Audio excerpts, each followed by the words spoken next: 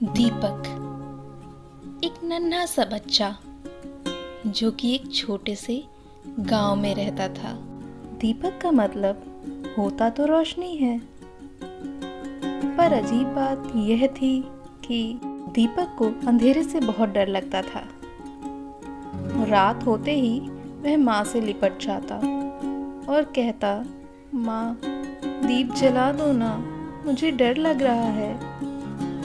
माँ मुस्कुराती और कहती, बेटा डर अंधेरे में नहीं होता, डर तो बस हमारे मन में होता है।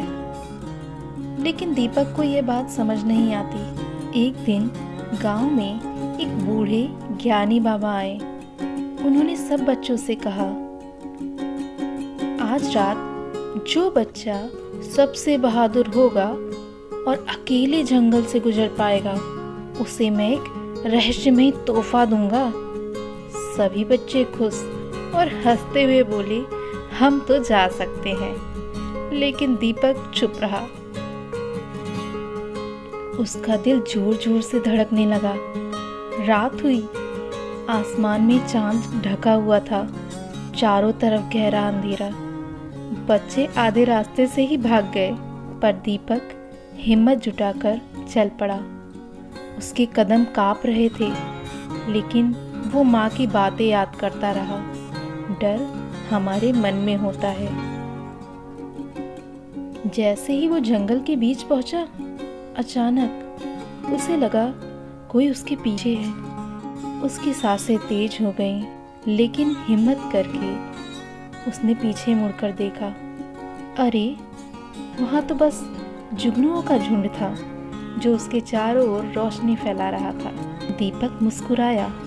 उसे समझ आया, अंधेरा कभी डरावना नहीं होता, बल्कि उसमें भी एक जादुई सुंदरता छुपी होती है। जब वो जंगल पार करके बाबा के पास पहुंचा, तो बाबा ने उसे गले लगाते हुए कहा, सच्चा बहादुर वही है जो अपने डर का सामना करता है। उस दिन से दीपक का डर हमेशा के लिए गायब हो गया। और जानते हो, गांव के बच्चे भी अब उससे कहते, दीपक तू सच में हमारी रोशनी है।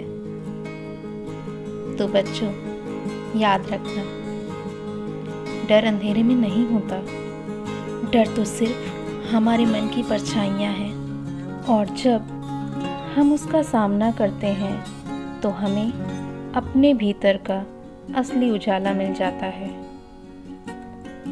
डर से भागो मत, उसका सामना करो। जब हिम्मत करते हो तो डर अपने आप गायब हो जाता है। बच्चों, आपको आज की कहानी अच्छी लगी ना?